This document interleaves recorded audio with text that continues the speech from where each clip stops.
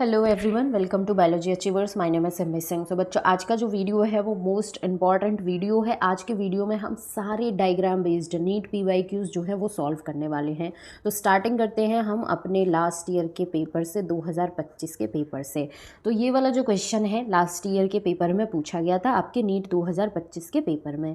Question क्या है, सबसे पहले ये देख लेते हैं। ये एक हमें आर्टिफिशियल प्लाज्मिड वेक्टर दिख रहा है जिसमें origin of replication, Bam H1, tetracycline resistant, ampicillin, eco R1 beta galactoside, ये साइट्स जो हैं वो रिप्रेजेंट की गई हैं। ठीक है, क्वेश्चन क्या है, in the above represented plasmid an alien piece of DNA is inserted at eco R1।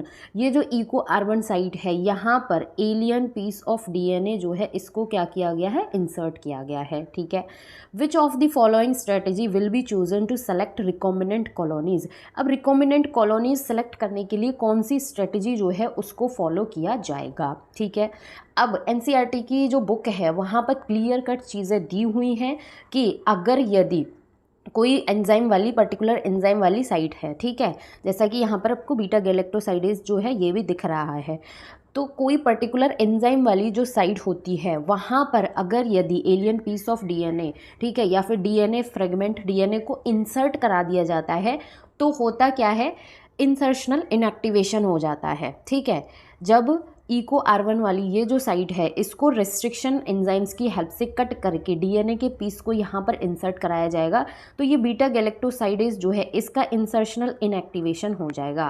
कहने का मतलब ये हो गया कि ये एंजाइम प्रोड्यूस करने की जो एक्टिविटी है उसको खो देगा, काम करना जो है वो बंद कर देगा। अब अबव डायग्राम, ये जो डायग्राम है यहाँ पर ऐसा ही हुआ है। इको R1 वाली साइट जो है यहाँ पर alien piece of DNA insert कराया गया जिसकी वजह से बीटा गैलेक्टोसाइडेज जो एंजाइम है इसका इंसर्शनल इनएक्टिवेशन हो गया। अब जब इसका इंसर्शनल इनएक्टिवेशन हो गया है तो यहाँ पर जो chromogenic substance, colour producing material जो है वो किसी भी कलर की कॉलोनीज जो है वो प्रोड्यूस नहीं करेगा। दैट मीन्स ब्लू कलर की कॉलोनीज जो है यहाँ पर नहीं दिखाई देंगी, सिर्फ और सिर्फ हमें कलरलेस वाइट कलर की कॉलोनीज जो हैं वो देखने को मिलेंगी जिनको हम सेलेक्ट आउट करेंगे रिकॉम्बिनेंट कॉलोनीज को।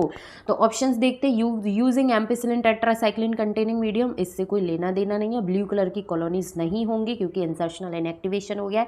White colour colonies will be selected, सिर्फ व्हाइट कलर कलरलेस कॉलोनीज जो है वो सेलेक्ट आउट करी जाएंगी। तो आंसर जो है वो क्या हो जाएगा हमारा, option number 3। Now next question है, अगेन नीट 2025 का ये क्वेश्चन है। क्वेश्चन क्या है, which of the following diagram is correct with regard to proximal and distal tubule of nephron.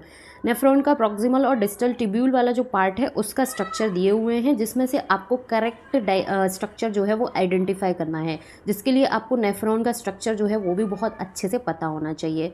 खैर, स्टार्ट करते हैं। यहाँ पर प्रॉक्सिमल वाला पार्ट्स की बात करते हैं। तो जो प्रॉक्सिमल कॉन्वोल्यूटेड ट्यूब्यूल वाला जो पार्ट होता है ये रिस्पॉन्सिबल होता है किसके लिए, रीअब्जॉर्प्शन ऑफ एसेंशियल सब्सटेंस जैसे कि NaCl, ठीक है, उसके बाद आ जाता है हमारा वाटर एंड HCO3 बाइकार्बोनेट। तो ऑप्शन नंबर 1 में देखोगे यहाँ पर बाइकार्बोनेट NaCl तो है बट वाटर नहीं है, तो यहाँ से ऑप्शन नंबर 1 तो एलिमिनेट हो गया।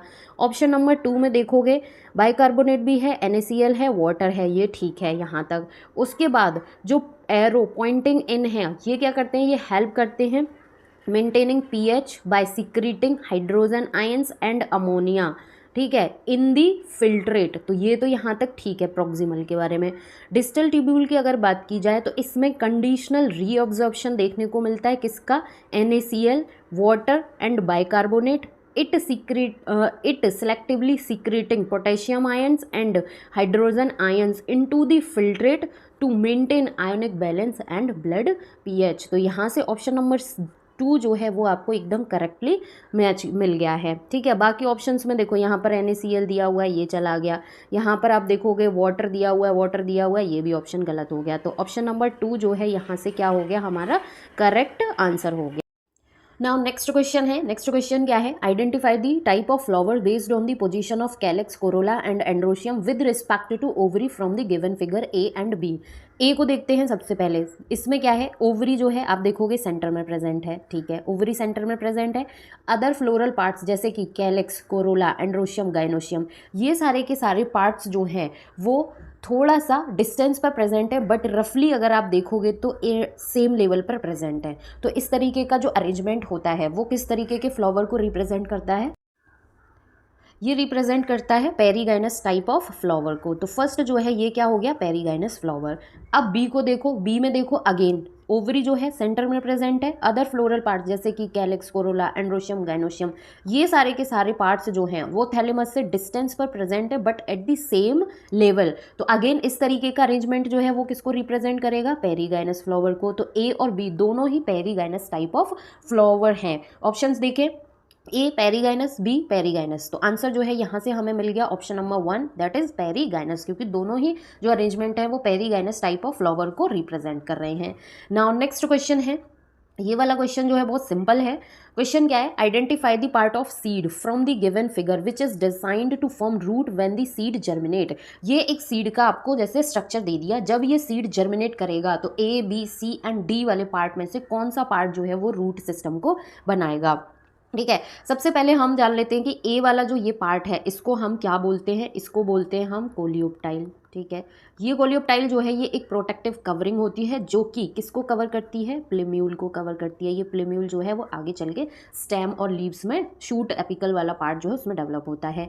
सी वाला जो पार्ट है ये किसको रिप्रेजेंट करता है? ये रेडिकल को रिप्रेजेंट करता है जो कि रूट सिस्टम बनाता है आगे चल के। डी वाला जो पार्ट है इसको हम बोलते हैं कोलियोराइजा। ठीक है, इसको हम बोलते हैं कोलियोराइजा। ये भी एक प्रोटेक्टिव कवरिंग होती है जो कि रेडिकल को कवर करती है। तो क्वेश्चन में ये पूछा था कि कौन सा पार्ट जो है वो रूट बनाएगा, तो रूट कौन सा पार्ट बनाएगा? ऑप्शन नंबर सी आ जाएगा। रेडिकल जो है ये रूट में डेवलप होता है। ठीक है, तो आंसर जो है वो क्या हो जाएगा? फोर्थ का सी, ऑप्शन नंबर 4 हो जाएगा। यहाँ से हमारा आंसर रेडिकल वाला पार्ट बनाएगा रूट सिस्टम को। नाउ नेक्स्ट क्वेश्चन है, in the given figure which component has thin outer walls and highly thickened inner walls। Thin outer और हाईली थिकेंड इनर वॉल जो है इसके बारे में हमें बताना है।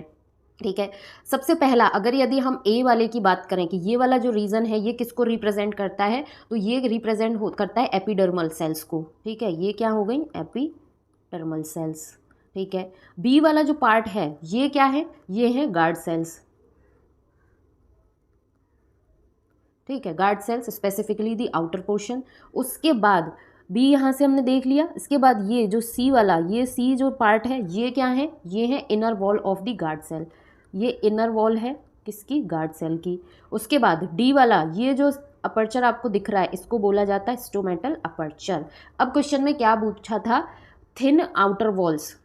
ठीक है, ये थिन आउटर वॉल है गार्ड सेल्स और हाईली थिकन इनर वॉल्स हैं। सी वाला पार्ट जो है ये हाईली थिकन इनर वॉल्स हैं किसकी? गार्ड सेल्स की।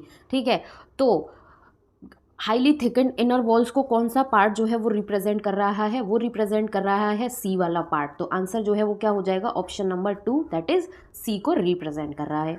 नाउ नेक्स्ट क्वेश्चन है, identify the correct description about the given figure. ये आपको एक फिगर दे दिया है जिसके बारे में बताना है। ठीक है, तो ये जो फिगर है ये विंड पॉलिनेटेड प्लांट इन्फ्लोरेसेंस है showing flowers with well exposed stamens. जैसा कि एनसीईआरटी में ये स्ट्रक्चर आप देखोगे, कॉर्न टेसल्स वाले का जो पार्ट देखोगे वहाँ से आपको बहुत अच्छे से समझ में आ जाएगा कि ये जो पार्टिकुलर प्लांट है ये विंड पॉलिनेटेड प्लांट इन्फ्लोरेसेंस है जो कि शो कर रहा है flowers with well exposed stamens. तो आंसर जो है ये क्या हो जाएगा? Option number 2।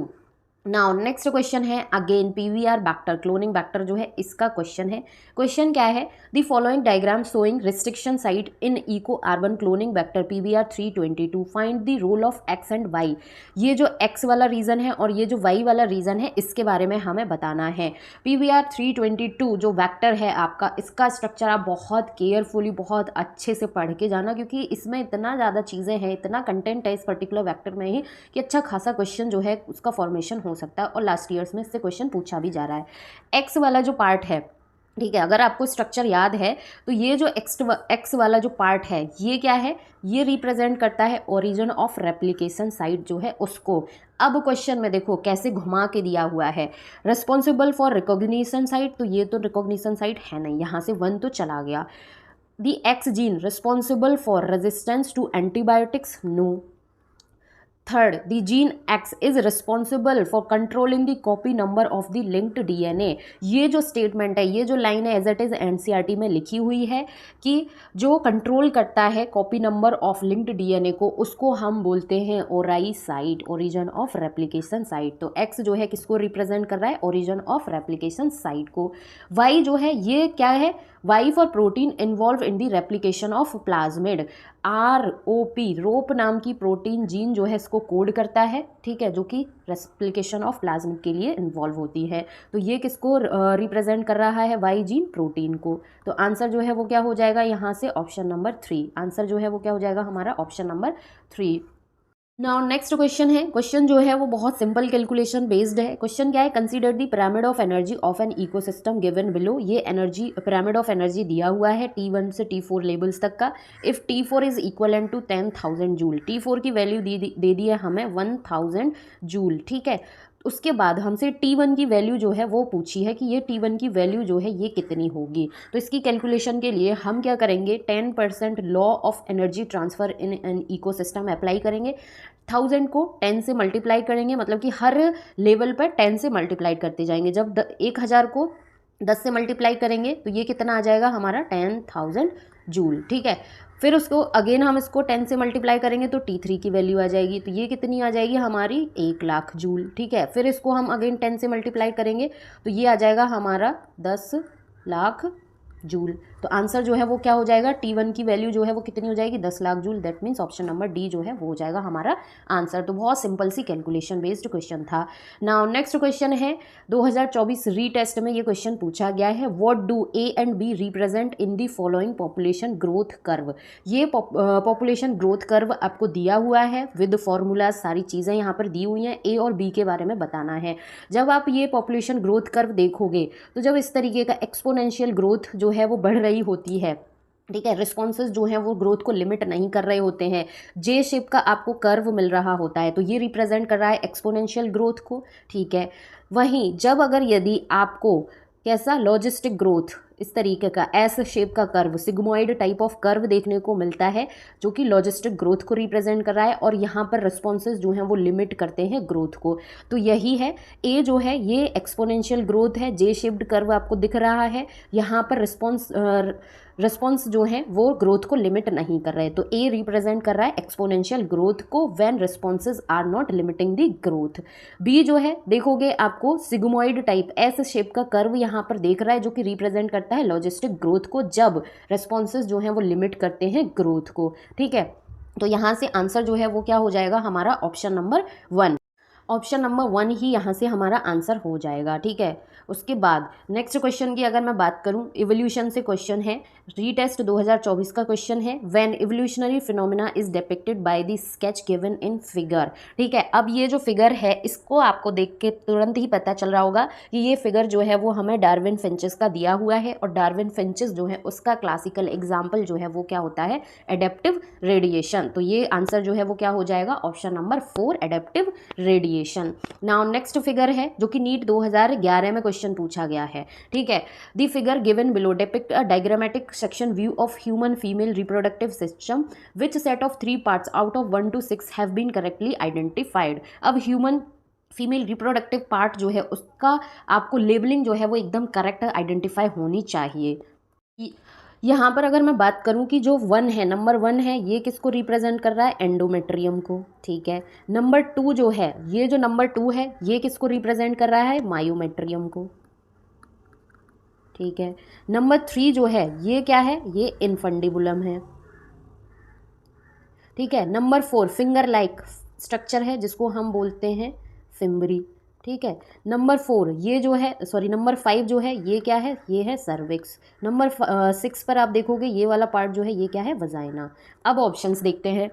नंबर 2 एंडोमेट्रियम है, तो यहाँ से ये ऑप्शन तो तुरंत ही एलिमिनेट हो गया। नंबर 3 इनफंडिबुलम है, बिल्कुल। नंबर 4 फिम्बरी है। नंबर 5 सर्विक्स है, बिल्कुल सही है, ठीक है। बाकी के ऑप्शंस देखोगे 6 पर ओविकल फनल, पेरीमेट्रियम, तो बाकी ऑप्शंस अपने आप में ही इनकरेक्ट हैं। तो आंसर जो है वो क्या हो जाएगा, ऑप्शन नंबर बी। आंसर क्या हो जाएगा, option number B.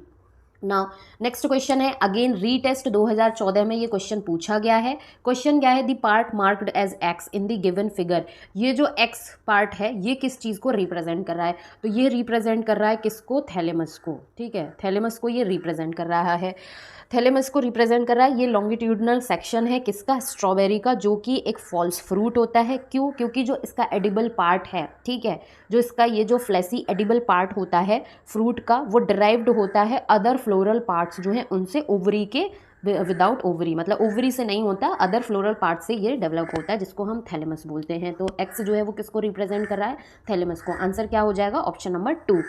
Now next question है, उड़ीसा 2019 के पेपर में ये पूछा गया है question, identify 1, 2 and 3 in the diagrammatic representation of the mechanism of hormone action. ठीक है, तो ये जो आप स्ट्रक्चर देख रहे हो ये क्या है, ये होता है प्रोटीन हार्मोन। ठीक है, जैसा कि आपकी एनसीईआरटी बुक में भी दिया हुआ है, ये क्या है, प्रोटीन हार्मोन, जैसे कि एफएसएच हो गया या फिर इंसुलिन हो गया। ठीक है, ये हो गया नंबर 1 प्रोटीन हार्मोन। उसके बाद ये क्या है, ये मेम्ब्रेन है, प्लाज्मा मेम्ब्रेन, सेल मेम्ब्रेन, कुछ भी बोलो। और इस मेम्ब्रेन पर ये जो पार्ट 2 को रिप्रेजेंट कर रहा है, ये क्या कहलाता है, ये रिसेप्टर होता है। ठीक है, ये क्या होता है, ये रिसेप्टर होता है। उसके बाद ये जो थर्ड है, ये जो थर्ड वाला पार्ट है, ये सेकेंडरी मैसेंजर साइक्लिक एएमपी को रिप्रेजेंट कर रहा है।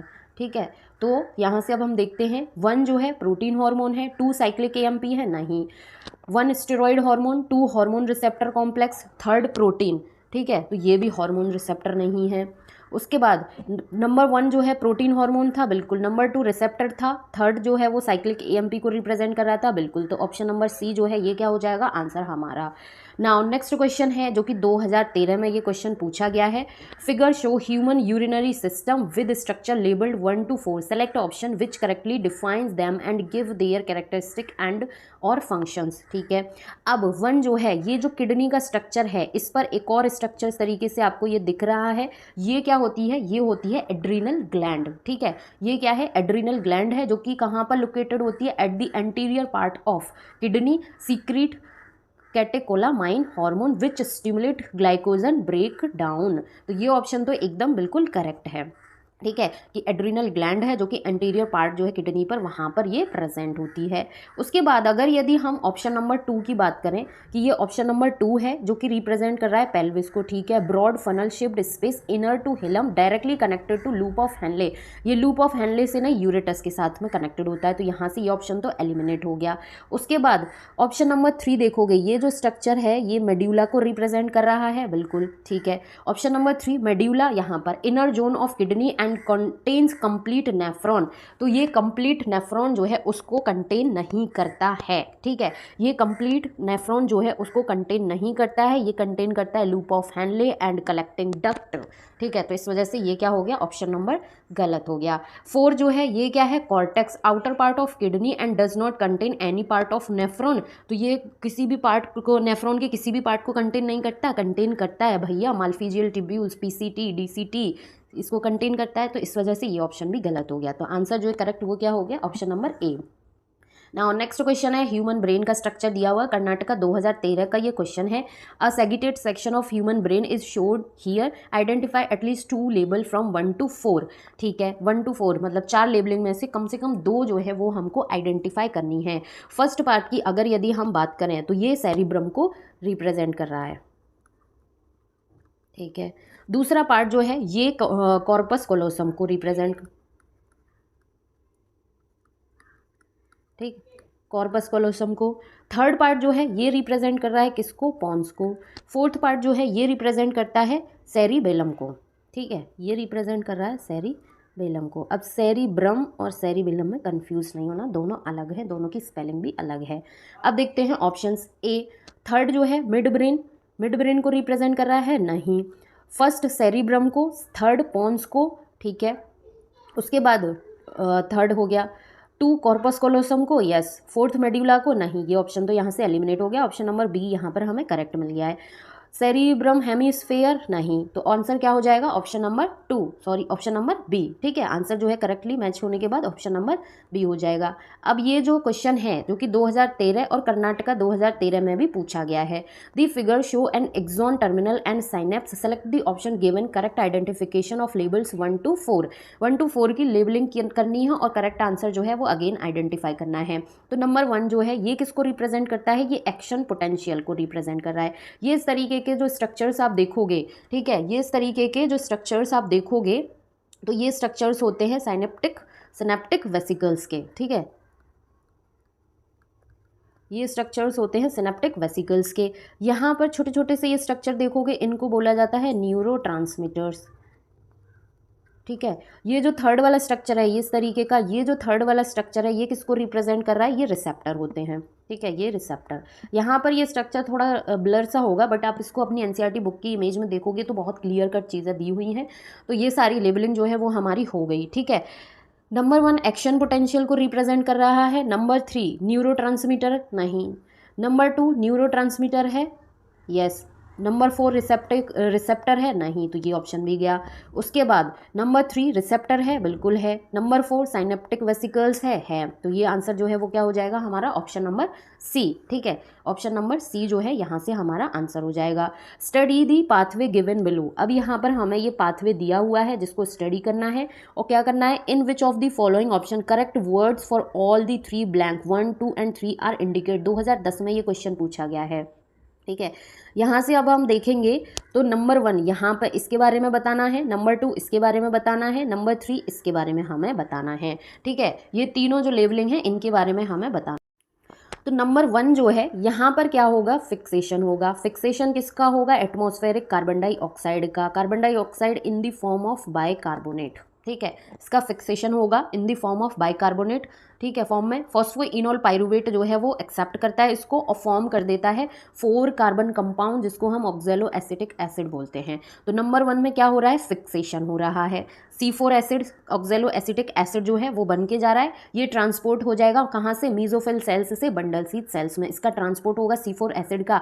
अब इसका ट्रांसपोर्ट होने के बाद इसका क्या होगा, नंबर 2 में क्या होगा, डी कार्बोक्सिलेशन। ठीक है, डी कार्बोक्सिलेशन होगा, एक कार्बन डाइऑक्साइड मॉलिक्यूल निकल जाएगा और C3 carbon compound C3 acid जो है वो बन जाएगा। ठीक है, C3 एसिड जो है इसका अगेन ट्रांसपोर्टेशन होगा कहाँ पर, बंडल सीथ सेल्स से कहाँ पर, मीजोफिल सेल्स में। ठीक है, मीजोफिल सेल्स में इसका ट्रांसपोर्ट होगा, ट्रांसपोर्ट होने के बाद नंबर 3 पर इसका क्या होगा, रीजनरेशन होगा जिससे कि ये साइकिल जो है वो एक साइक्लिक मैनर में चलती रहे। तो नंबर 1 में फिक्सेशन हुआ, नंबर 2 में डीकार्बोक्सिलेशन एंड नंबर 3 में रीजनरेशन। नंबर 1 में फिक्सेशन हुआ, ठीक है, फिर ट्रांस एसिमिलेशन नहीं था, नंबर 1 में फिक्सेशन हुआ, नंबर 2 में डीकार्बोक्सिलेशन हुआ एंड देन रीजनरेशन। तो आंसर जो है वो क्या हो जाएगा, ऑप्शन नंबर सी।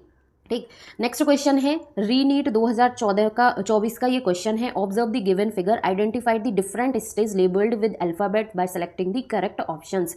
ठीक है, यहाँ पर आपको ए, बी और सी इन स्टेप्स के नाम जो है वो बताने हैं। तो बहुत सिंपल है, कार्बोक्सिलेशन, रिडक्शन एंड रीजनरेशन। ठीक है, बहुत ही सिंपल है, कार्बोक्सिलेशन, रिडक्शन एंड रीजनरेशन। तो आंसर जो है वो क्या हो जाएगा यहाँ से ऑप्शन नंबर 3। सबसे पहले कार्बोक्सिलेशन होता है, फिर रिडक्शन होता है, देन रीजनरेशन होता है, साइक्लिक मैनर में ये साइकिल जो है वो चलती रहे। नाउ नेक्स्ट क्वेश्चन है, कर्नाटका 2013 के पेपर में पूछा गया है, सेल साइकिल का एक स्ट्रक्चर दे दिया है, हो सकता है इस तरीके से अदर स्ट्रक्चर्स आपको एग्जाम में देखने को मिल जाए। A stage of mitosis is shown in the diagram, which stage is it and what are its characteristic. जब ये सारे क्रोमोसोम्स जो हैं वो एक लाइन में इक्वेटोरियल प्लेट पर अरेंज हो जाते हैं तो ये स्टेज जो है ये किसको रिप्रेजेंट करती है, मेटाफेज को।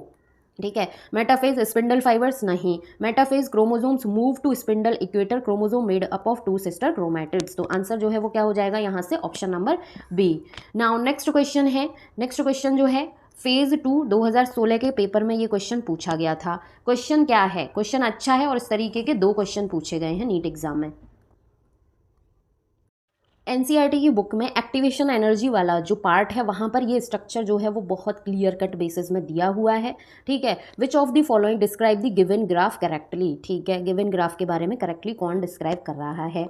नंबर 1 नंबर 2 ये चीज़ें हमें बतानी है कि ये क्या है, ठीक है, बाकी सारी लेबलिंग जो है वो दी हुई है। अब ये जो रिएक्शन टाइप है यहाँ पर आप देखोगे कि जो प्रोडक्ट है, ठीक है, ये जो प्रोडक्ट है इसकी जो पोटेंशियल एनर्जी है वो लोअर है देन दी सबस्ट्रेट, ठीक है, प्रोडक्ट की जो पोटेंशियल एनर्जी है वो कम है सबस्ट्रेट से। तो इस तरीके का रिप्रेजेंटेशन जो है वो क्या करता है, एक्सोथर्मिक रिएक्शन जो है उसको रिप्रेजेंट करता है, ठीक है, क्योंकि कहीं ना कहीं ये इंडिकेट करता है कि एनर्जी जो है वो रिलीज हुई थी ड्यूरिंग रिएक्शन, तो जो कि एक्सोथर्मिक रिएक्शन को रिप्रेजेंट करता है। तो यहाँ से हमें ये तो पता चल गया कि ये एक्सोथर्मिक रिएक्शन है। उसके बाद नंबर 1 जो है, ठीक है, यहाँ पर आप देखोगे कि एंजाइम की प्रेजेंस में एक्टिवेशन एनर्जी जो है, एक्टिवेशन एनर्जी जो है ये क्या है, कम है, ठीक है। तो ये किसको रिप्रेजेंट कर रहा है, ये रिप्रेजेंट कर रहा है एक्टिवेशन एनर्जी, ठीक है, activation energy in presence of enzyme. Exothermic reaction with energy 1 in absence of enzyme नहीं, ठीक है, एंडोथर्मिक रिएक्शन नहीं है, एक्सोथर्मिक रिएक्शन है विद एनर्जी 1 जो है इन प्रेजेंस ऑफ एंजाइम, ठीक है, एक्टिवेशन एनर्जी को रिप्रेजेंट कर रहा है in presence of enzyme. And यहाँ पर ये जो आप पीक देखोगे ये हायर पीक है जो कि रिप्रेजेंट करता है activation energy without enzyme in absence of enzyme. So in absence of enzyme, तो आंसर क्या हो जाएगा यहाँ से, option number C. Now next question है, ये क्वेश्चन 2010 में पूछा गया है, ठीक, ये 2010 का क्वेश्चन है। अगेन जो अभी ऊपर हमने क्वेश्चन किया वही उसी डायग्राम से क्वेश्चन है। क्वेश्चन क्या है, the figure given below show the conversion of a substrate into product by an enzyme, ठीक है, in which one of the 4 options A and D the components of reaction labelled as 1, 2, 3 and 4 are identify correctly, ठीक है। 1 के बारे में बताना है, 2 के बारे में, 3 के बारे में, 4 के बारे में बताना है। अब देखो ऊपर वाला डायग्राम आप देखोगे तो ये जो हमसे यहाँ पर दिया हुआ है ये पोटेंशियल एनर्जी होती है, तो यहाँ पर हमें 2 के बारे में पूछा है कि ये किसको रिप्रेजेंट करता है, तो ये होती है पोटेंशियल एनर्जी। यहाँ पर 1 जो है इसके बारे में पूछा है, ये जो है ये क्या होती है, ये यहाँ पर आप अपने एनसीईआरटी बुक में भी ये डायग्राम देखोगे तो ये ट्रांजिशन स्टेट को रिप्रेजेंट करता है। अभी प्रीवियस क्वेश्चन में मैंने बताया ये वाला जो पीक है इसको किसको रिप्रेजेंट करता है, activation energy in presence of enzyme, activation energy in presence of enzyme को। दूसरा वाला जो पीक है ये रिप्रेजेंट करता है activation energy in absence of enzyme को। सारी लेबलिंग हो गई ना। अब हम ऑप्शंस को देख लेते हैं, ठीक है। ऑप्शन 1 जो है, नंबर 1 पोटेंशियल एनर्जी को रिप्रेजेंट कर रहा है, नहीं, ठीक है। नंबर 1 जो है ये ट्रांजिशन स्टेट को रिप्रेजेंट कर रहा है, बिल्कुल यहाँ पर आप देखो ट्रांजिशन स्टेट को रिप्रेजेंट कर रहा है, तो ये तो करेक्ट हो गया। नंबर 2 जो है पोटेंशियल एनर्जी को रिप्रेजेंट कर रहा है, बिल्कुल। नंबर 3 की इसकी अगर हम बात करें तो ये क्या है, एक्टिवेशन एनर्जी है without enzyme in absence of enzyme, बिल्कुल ठीक है। नंबर 4 ये वाला जो है ये क्या है, एक्टिवेशन एनर्जी विद एंजाइम, तो करेक्ट आंसर जो है वो क्या हो जाएगा यहाँ से, ऑप्शन नंबर बी। तो 2010 में भी क्वेश्चन पूछा गया और रिसेंट ईयर में भी क्वेश्चन पूछा गया इस पर्टिकुलर पैराग्राफ से, ठीक है। नाउ नेक्स्ट क्वेश्चन है, examine the figure given below and select the right options giving all the 4 parts 1, 2, 3 and 4 correctly identify. 2011 में ये क्वेश्चन पूछा गया है, ठीक है। नंबर 1, 2, 3 एंड 4 जो है इसकी सबसे पहले हम क्या करेंगे, इसकी लेबलिंग करेंगे। अब ये जो स्ट्रक्चर है ये किसका स्ट्रक्चर है, ये फीमेल थैलस है, किसका, लिवरबर्ट मार्केंशिया जो है उसका। अब यहाँ पर ये जो अम्ब्रेला लाइक स्ट्रक्चर दिख रहा है, stocked umbrella like structure, number 1 जो है ये क्या है, ये आर्किगोनियोफोर है, ठीक है, ये क्या है, आर्किगोनियोफोर, ठीक है, आर्किगोनियोफोर है, स्टॉक्ड अम्ब्रेला लाइक स्ट्रक्चर है जिसमें जो कि बियर कर रहा है फीमेल रिप्रोडक्टिव ऑर्गन्स को, जिसको हम आर्किगोनिया बोलते हैं, ठीक है। नंबर 2 जो स्ट्रक्चर है ये क्या है, ये फीमेल थैलस है, ठीक है, मेन बॉडी पार्ट होता है प्लांट का। नंबर 3 जो है ये जो स्ट्रक्चर है ये क्या है, ये है गैमा कप, ठीक है। ये जो गैमा कप हैं ये कंटेन करते हैं गैमी को, जो कि क्या किसके लिए इंपॉर्टेंट होता है, एसेक्सुअल रिप्रोडक्शन के लिए। 4th पर आप देखोगे ये हेयर लाइक स्ट्रक्चर जो है इसको बोला जाता है राइजोइड्स, ठीक है। सारी लेबलिंग हो गई, अब करेक्ट ऑप्शंस देख लेते हैं। नंबर 1 बोला है आर्किगोनियोफोर, ठीक है। नंबर 2 बोल रहा है फीमेल थैलस, नंबर 3 बोल रहा है गैमी कप एंड नंबर 4 बोल रहा है राइजोइड्स। सारी लेबलिंग जो है ऑप्शन नंबर ए में करेक्टली यहाँ पर दी हुई है, तो आंसर जो है वो क्या हो जाएगा, ऑप्शन नंबर ए। बाकी के ऑप्शन देखोगे आर्किगोनियोफोर, फीमेल थैलस, बर्ड फुट ये नहीं होता, सीटा नहीं, ठीक है। आर्किगोनियोफोर मेल थैलस है, नहीं फीमेल थैलस है। तो इसी के साथ में जितने नीट PYQs डायग्राम बेस्ड आपके पूछे गए थे वो सारे के सारे हमारे कंप्लीट हो गए। आई होप ये वीडियो आपके लिए बहुत बहुत हेल्पफुल रहा होगा। कहीं पर कोई डाउट हो तो कमेंट सेक्शन में ज़रूर कमेंट करना, वीडियो को लाइक करना और अपने फ्रेंड्स के साथ ज़रूर शेयर करना। Thank you so much for watching.